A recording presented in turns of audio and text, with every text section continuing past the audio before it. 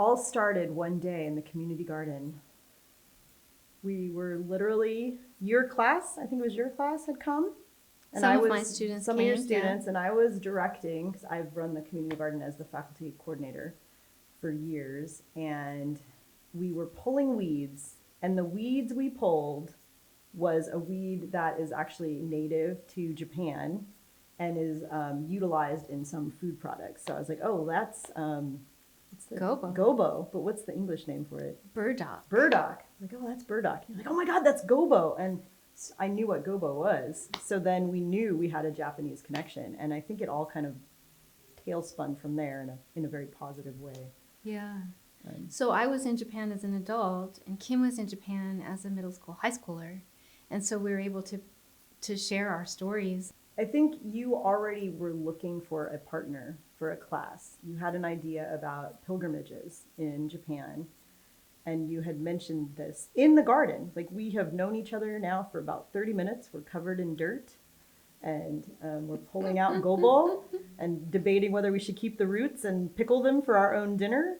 And you dropped this thought that you had for a while about whether or not you could create a class that explored, from a religious perspective, pilgrimages. And I was like, oh my gosh, we could do ecology along pilgrimage routes. And that was how the Mila was born, in the community garden, covered in dirt, yanking out gobo. Yeah. So I think we knew relatively little about each other's fields. Mm-hmm. So we had to have a lot of conversations really about what we hope to teach students in the realm of sustainability and what we could possibly do together. And to my knowledge, there was almost no scholarship on the pedagogy of teaching across biology and religion.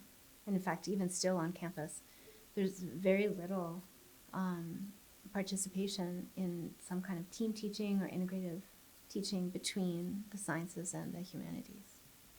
How you connect ecology and religion, which don't on the surface seem like they could be very well connected, was a challenge. But we ended up spending a long time kind of brainstorming, and then there was an opportunity to go and ground truth some of the places that we thought we might want to visit. So we did an exploratory trip. What was it, 6 years ago? 2016 or 2017, oh yeah. Long time ago.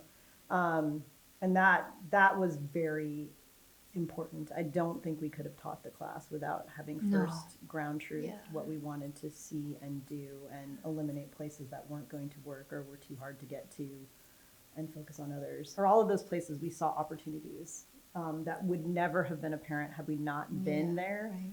You know, when I'm pointing out sea slugs and snails to you, and you're in the shadow of a Shinto shrine that's down the hill from a famous Buddhist temple, there was so much like vibrancy to the possible collaborations. And I think that was when I realized the true power of the idea of Buddhist reincarnation, because you were concerned about the snails.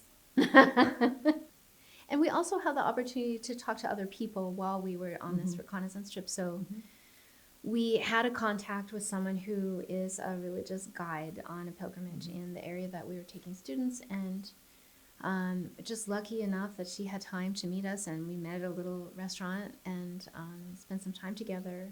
And we had a similar sort of sparking because we were there together, and the conversation we shared over dinner, and the next day we went on a little trip together, kind of scouting some spots. And her insights to being a guide and a religious practitioner met our insights from our disciplines, and just like all of these things flowered and all these interesting observations we were able to make, and that turned into a whole separate visit that we now make with students on the trip. And hopefully again this year she'll be able to participate with us and share her insights directly with the students.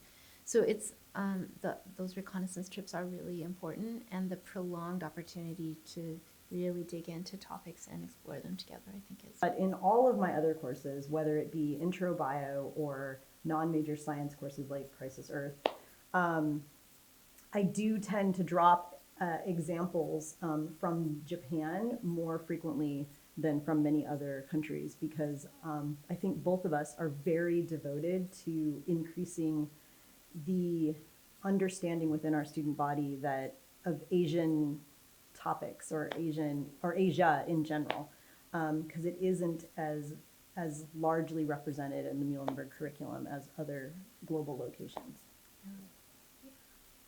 Yeah, and I would say for me too, if I wasn't teaching this class, even though I'm an Asianist, to have the experience in those locations with you and to learn about the biology and the ecology and also Japanese people's environmental perspectives and concerns and values, then I would teach my Religions of Japan class very differently. Yeah, I'm able to really help them consider whether environmental perspectives are religious perspectives and to what degree culture plays a role in people's commitments to environmental practice, however they see that. Yeah. So it has helped me, even though I start out as an Asianist, it helps me really focus on those issues too, or to see them for the first time.